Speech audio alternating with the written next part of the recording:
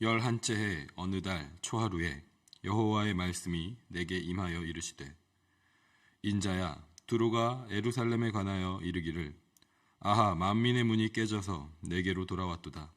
그가 황폐하였으니 내가 충만함을 얻으리라 하였도다. 그러므로 주 여호와께서 이같이 말씀하셨느니라. 두로야 내가 너를 대적하여 바다가 그 파도를 굽이치게 함같이 여러 민족들이 와서 너를 치게 하리니 그들이 두로의 성벽을 무너뜨리며 그 망대를 할 것이요 나도 티끌을 그 위에서 쓸어버려 맨바위가 되게 하며 바다 가운데에 그물 치는 곳이 되게 하리니 내가 말하였음이라. 주 여호와의 말씀이니라. 그가 이방의 노략거리가 될 것이요 들에 있는 그의 딸들은 칼에 죽으리니 그들이 나를 여호와인 줄 알리라. 주 여호와께서 이같이 말씀하셨느니라. 내가 왕들 중에 왕 곧 바벨론의 느부갓네살 왕으로 하여금 북쪽에서 말과 병거와 기병과 군대와 백성의 큰 무리를 거느리고 와서 두로를 치게 할 때에 그가 들에 있는 너의 딸들을 칼로 죽이고 너를 치려고 사다리를 세우며 토성을 쌓으며 방패를 갖출 것이며 공성태를 가지고 내 성을 치며 도끼로 망대를 찍을 것이며 말이 많음으로 그 티끌이 너를 가릴 것이며 사람이 무너진 성 구멍으로 들어가는 것 같이 그가 내 성문으로 들어갈 때에 그 기병과 수레와 병거의 소리로 말미암아 내 성곽이 진동할 것이며 그가 그 말굽으로 내 모든 거리를 밟을 것이며 칼로 내 백성을 죽일 것이며 내 견고한 석상을 땅에 엎드러뜨릴 것이며 내 재물을 빼앗을 것이며 내가 무역한 것을 노략할 것이며 내 성을 헐 것이며 내가 기뻐하는 집을 무너뜨릴 것이며 또 내 돌들과 내 제목과 내 흙을 물 가운데에 던질 것이라. 내가 내 노랫소리를 그치게 하며 내 수금소리를 다시 들리지 않게 하고 너를 맨 바위가 되게 한즉 내가 그물 말리는 곳이 되고 다시는 건축되지 못하리니 나 여호와가 말하였음이니라. 주 여호와의 말씀이니라. 아멘. 네, 오늘부터 시작해서 에스겔 28장까지 두로를 향한 하나님의 심판에 대한 메시지가 이어집니다. 특별히 오늘 본문에서는 두로가 스스로 안전하다고 믿고 의지하던 것들이 모두 무너지게 될 것임을 말씀하십니다. 두로는 이스라엘의 북쪽 지중해 해안가를 끼고 자리 잡고 있었기 때문에 천연 해안 요새가 지켜주는 지형적인 이점을 가지고 있었습니다. 또한 육지에서 공격해 올 수 있는 적들을 방어하기 위한 강력한 성벽과 망대를 갖추고 있었습니다. 그런데 하나님께서는 4절과 5절에서 두로가 의지하는 성벽은 맨질맨질한 바위같이 되고 해안 요새는 그저 그물 치는 곳과 같이 될 것이라고 말씀하십니다. 그 어떤 방어벽도 그들을 보호해주지 못할 것이라고 말씀하고 계십니다. 여러 민족들이 와서 두로를 칠 것이며 이방 민족들이 두로를 약탈할 것이라고 말씀하십니다. 또한 구체적으로 바벨론에 의한 심판에 대해서도 말씀을 하십니다. 느부갓네살 왕이 엄청난 규모의 군대를 이끌고 와서 두로를 치게 하실 것이라고 말씀하십니다.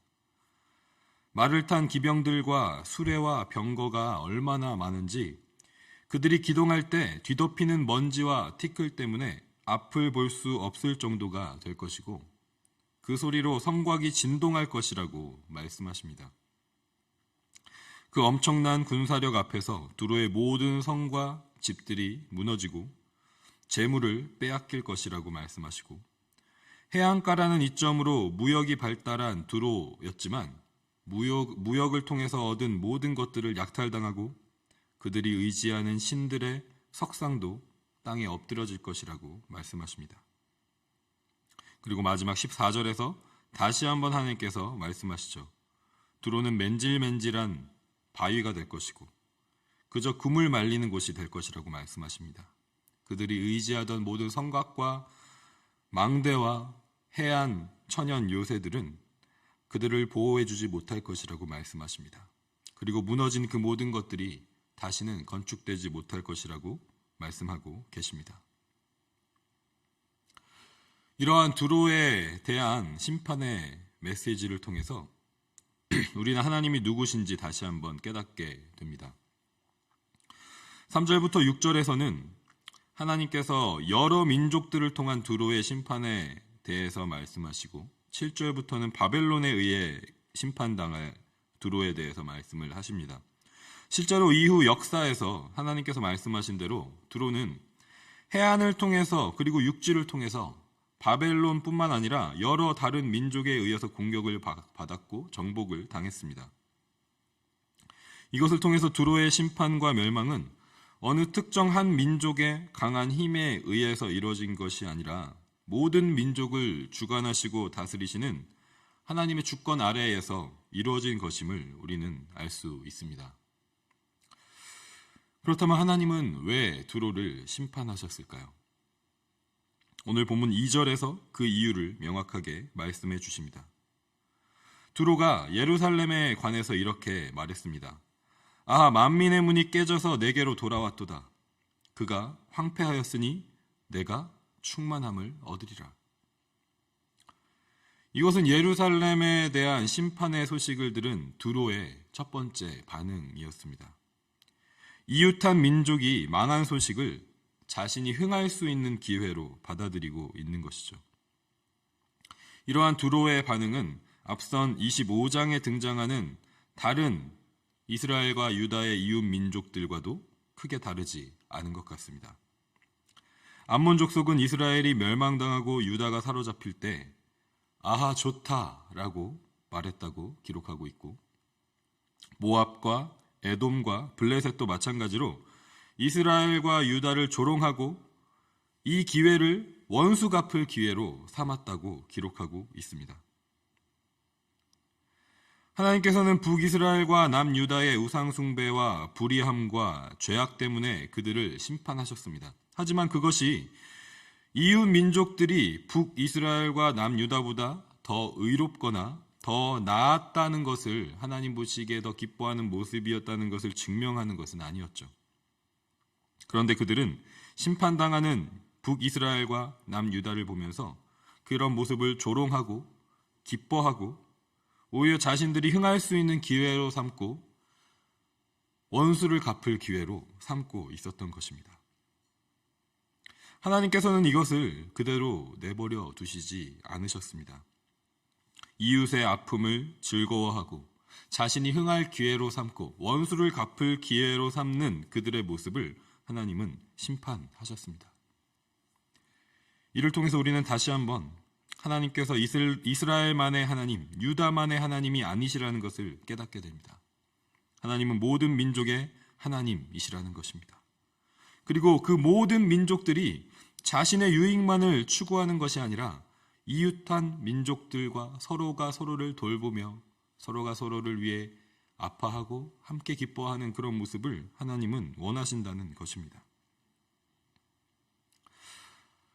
이러한 북이스라엘과 유다의 심판당하는 모습을 보고 조롱하고 또 오히려 기뻐하고 자신들이 흥할 수 있는 기회로 삼고 원수 갚을 기회로 삼는 그런 모습들은 현재 우리의 모습들, 이 세상에서 벌어지고 있는 그런 모습들을 떠올리게 하는 것 같습니다. 가까이에 있는 이웃들과 더 불화하기 쉬운 우리들의 모습이 실제 우리의 삶 가운데 너무도 많이 있기 때문입니다.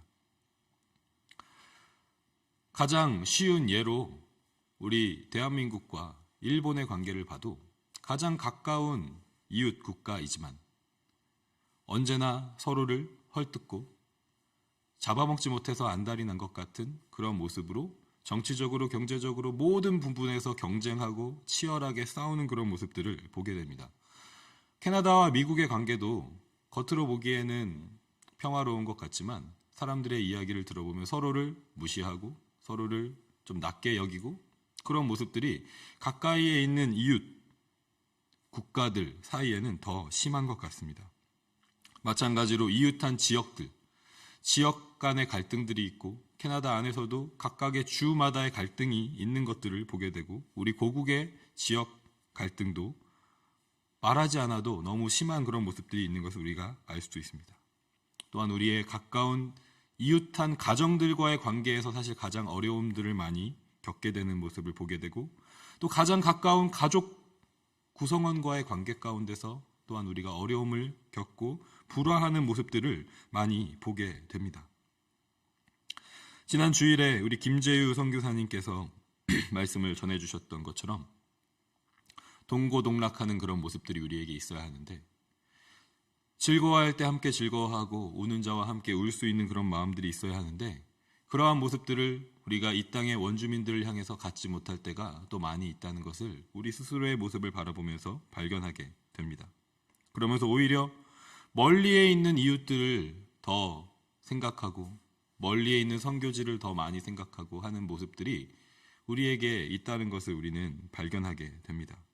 물론 멀리 있는 이웃도 가까이에 있는 이웃도 우리가 모두 돌보고 선교하고 하나님의 사랑으로 품고 함께 나아가야 할 이웃들이지만, 하나님께서는 오늘 이 말씀을 통해서 우리가 깨닫게 되는 것은 우리의 가까이에 있는 이웃들을 우리가 어떻게 대하는지를 지켜보고 계시고, 그 가운데 온전한 하나님의 마음으로 하나 되고 돌보고 사랑하는 모습을 원하신다는 것입니다.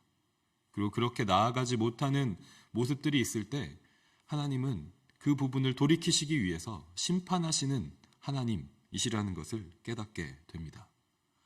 모든 민족의 심판자이신 주 여호와 하나님, 가까운 이웃들과의 관계에서 하나님께서 이웃으로 우리에게 붙여주신 그 모든 관계들 가운데에서 심판자이신 그 하나님을 우리가 오늘도 고백하면서 하나님의 마음에 합한 모습으로 이웃들을 사랑하고 이웃들을 돌볼 수 있는 그런 마음들이 주의 성령으로 충만하여지는 오늘 하루가 되어지기를 주님의 이름으로 간절히 소망하고 축복합니다.